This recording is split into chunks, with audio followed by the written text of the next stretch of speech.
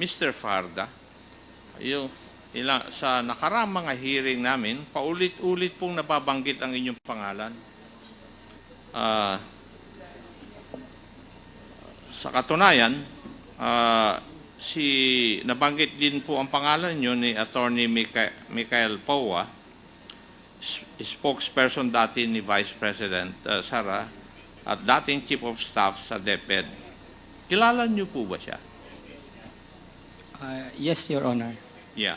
At noong nakaraang hearing, napag-usapan ang confidential funds ng DepEd, pati ang mga YLS or Youth Leadership Summits. Dahil hindi po kayo nagpakita noong nakaraang mga hearing, wala po kaming choice kung hindi magtanong sa mga resource persons na nandito noon, nung araw na yon. Pero ayon kay Attorney Powa, ikaw at si Vice President Sara lang ang may alam tungkol sa paggamit ng confidential funds. Do you confirm this? O si Attorney Powa ang nagsisinungaling? Your Honor,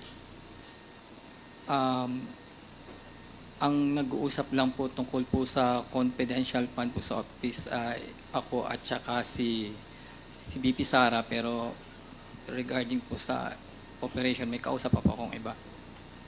So, tama po yung tama sinabi po yung ko. kay Michael Tama po. po. Kay Yusek po. Now, bago po Pero, tayo. I said, sorry Your Honor, sorry. Sige, sige.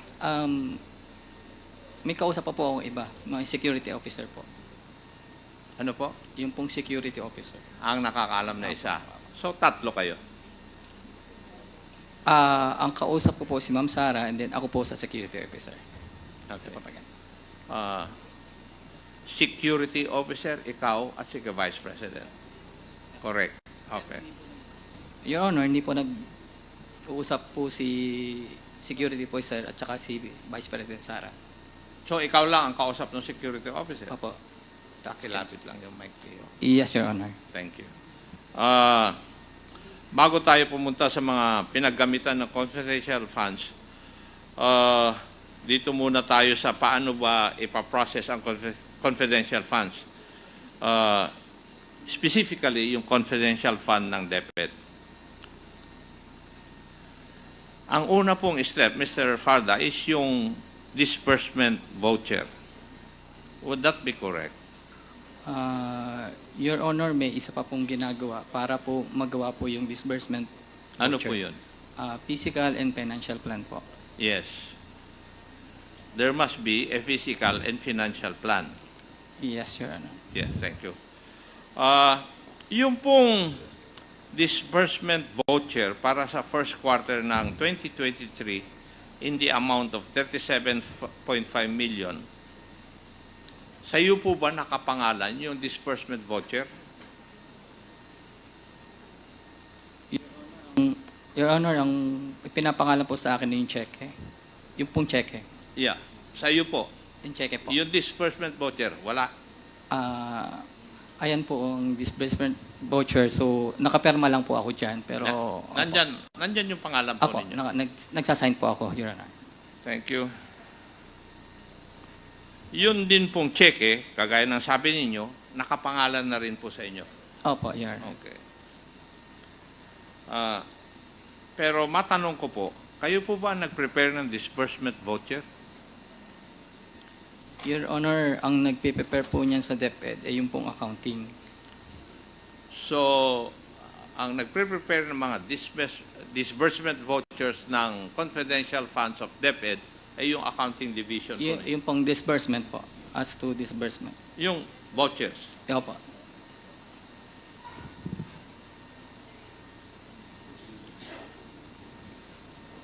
Pero this whole process would be under your supervision. Your Honor, alam ko lang po yung mga signatory dyan, pero ang mas knowledgeable po dyan ay yung accounting po. Wala po bang nag-uutos sa iyo na i-prepare ang mga disbursement vouchers o ihanda ang mga ito para requirement po ng paggamit ng confidential funds? Your Honor, pag mayroon na pong physical and financial plan, minsan po pupunta ako sa accounting para mag-request na po na pwede na pong gawin yung disbursement voucher. Kasi And who gives you that order?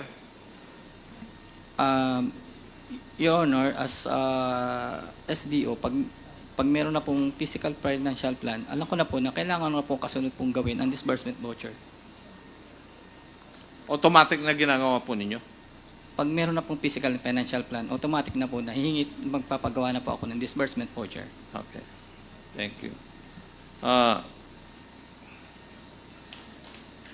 Kayo rin po ang payee. Pay sa cheque po ako po ng pangalan. Yeah. Opo. Yeah. Dahil ikaw ang payee, may check na na-issue sa pangalan mo, as you have stated a while ago, sa halagang 37.5 million. Yes, Your Honor. Now, Mr. Farda, the name of Miss Runa Catalan is on this disbursement voucher. Tama? Yes, Your Honor.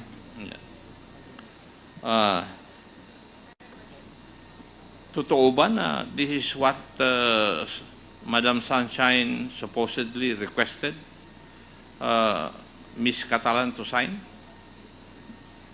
Your Honor, as ano po yan eh, kapag ka po ang mga papers, si Miss Sunshine po ay nagpaperma na po kay Ma'am Sara ng disbursement voucher. Usually, trabaho po ni Miss Sunshine po yung regarding sa mga papers. May trabaho din po siyang ganyan. Tama po ba yung aking statement? Sorry, Your Honor, pwedeng pa ulit po yung statement nyo na yan. Hindi ba tinanong ko kanina, yung pangalan po ni Miss Rona Catalan is nakalagay din po sa disbursement voucher na nakalagay diyan kanina. Nakita natin. Opo, Your Honor. Tama? Tama. Ito po ba yung ni-request ni Madam Sunshine for Miss Catalan to sign?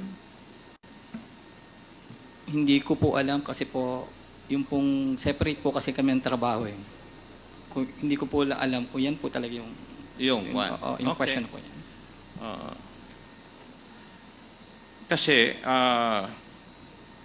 si Madam Runa Catalan in the previous hearings claimed that Madam Sunshine requested her to sign the liquidation vouchers for the 102.5 million in DepEd confidential funds, which were reportedly withdrawn as cash advances by you, who serve as the special dispersing officer at DepEd.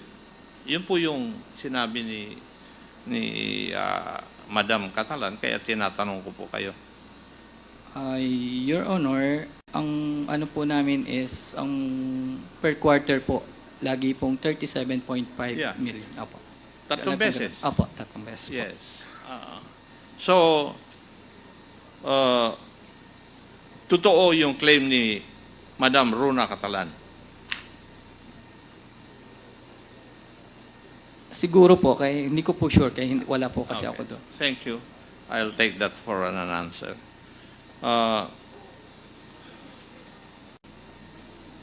Yung pag-issue ng cheque sa'yo, yung date ay same date ng disbursement voucher. Would you remember that?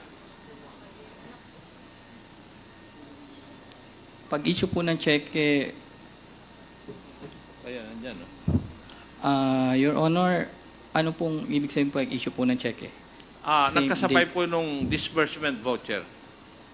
Doon Ay, ang sa pagkakaalam ko, ginagawa po muna yung disbursement voucher Agree. para po makagawa ng cheque. Opo. Pero yung pagkatapos ng disbursement voucher, sumunod ka agad yung pagkagawa ng cheque. Would you agree? Hindi ko na po alam ko kasi accounting po ang nagpa-process nun eh. Accounting. Opo.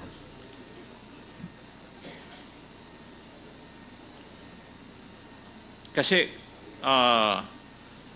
may pagkaalam po ako dun sa controllership iho eh. So I know.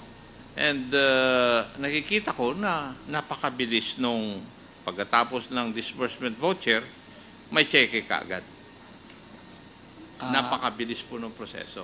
Accounting Hindi. po kasi nagpa-process, Your Di ba? Honor. Yes.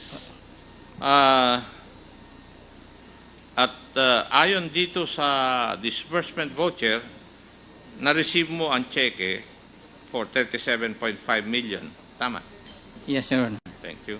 I would just like to manifest, Mr. Chair, nakita natin sa screen ang kopya ng 37.5 million check na issued na-issue kay Mr. Farda.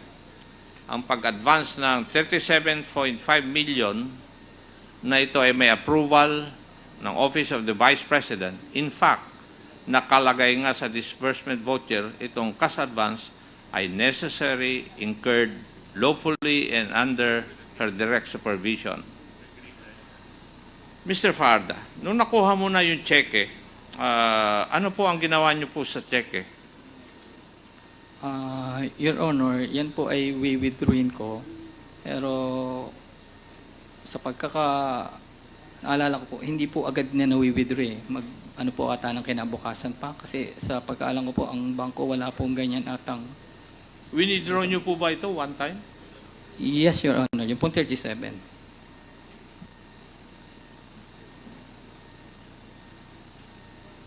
Okay.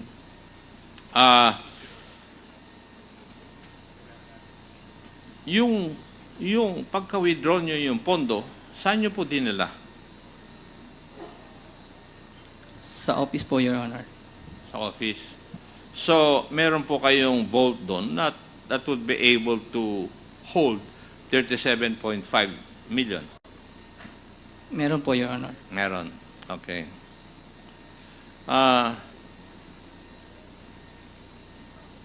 Kapag merong na ngayon tao na sa inyong opisina na nangangailangan o may gagamitin para na confidential funds mula sa iyo, inaalam mo ba kung saan gagamitin? Your Honor, meron po akong process ng pag-disburse niyan, Your Honor. Could you explain to us anong process ng pagdi-disburse mo? Sa isang ano ko lang po yan sa security officer lang po ako nagdi-disburse niyan. Wala na pong iba. So, kung may nangangailangan ng confidential funds sa office ng DepEd, sa security officer lang mo binibigay? Yes, Your Honor. And who might be that security officer who disburses together with you yung confidential funds ng DepEd? Yes, Your Honor, meron po. Sino po yung security officer? Si Colonel Dennis Nolasco po. Colonel. Sa kwan po ito? Sa DepEd? Designated po siya as security officer sa DepEd. Sa DepEd. Opo. Designated as security officer. So, yes, Your Honor. when designated, ang ibig sabihin po yun, meron silang appropriate legal orders. You mean designate po siya? Ano po? Designate po siya. Na-designate Opo. po siya. Sino po ang nag-designate sa kanya para maging security officer? I was informed, BP Sara, that si Dennis Nolasco po I was informed na meron pong security officer na for DepEd.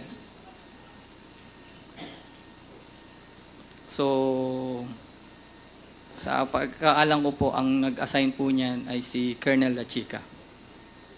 Oh, okay.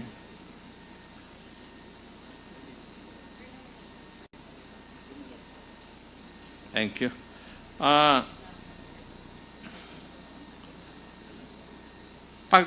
Pag ibinigay mo sa security officer, ano po ang hinihingi mo sa kanya na proof para saan gagamitin ito? Wala ka nang hinihingi? Your Honor, may pinapakita po siyang quarterly activity plan po niya.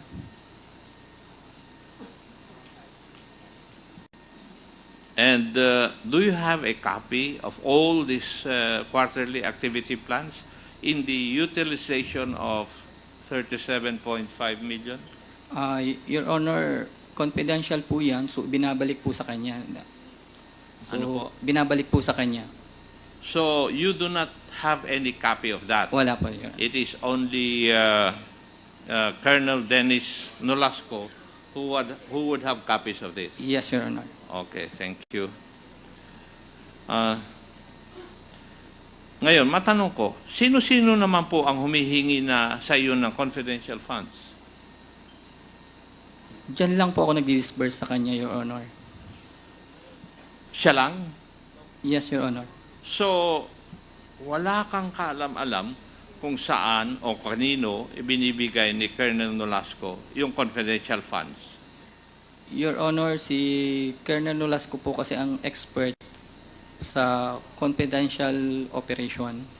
So- Hindi po ninyo sinasagot yung aking katanungan. Ang katanungan ko po ay si Colonel Dennis Nolasco ang nakakaalam kung sino at saan ginagamit yung confidential fund na ibinibigay mo sa kanya. Would that be correct? Your Honor, based po dun sa quarterly activities na binibigay po niya, Yes, doon lang po nalalaman. Ang sinasabi po ninyo sa amin is nagsasubmit sa iyo si Colonel Dennis Nolasco ng quarterly activity plan. Yes, Your Honor. And then, based on that, doon sa quarterly activity plan, nagbibigay po kayo ng CF. Ganon po ba? Yes, Your Honor. So, nandun din siguro sa quarterly activity plan yung buong amount? Your Honor, hindi po kasi buong amount po siya eh. Meron po siyang certain amount na hindi po Na nakalagay lahat doon binibigay. sa quarterly activity plan? Opo. Okay, thank you. Pag ibinibigay mo ng pondo, is it in cash? Yes, Your Honor. Okay. Kasi ganito ang aking pagtatanong, Mr. Edward Farda, kasi gusto kong malaman o maintindihan saan po napupunta at paano ginagamit yung confidential funds. Pag nakuha mo na ito, kasi sa iyo nakapangalan yun eh. Di po ba? Yes, Your Honor. Yes.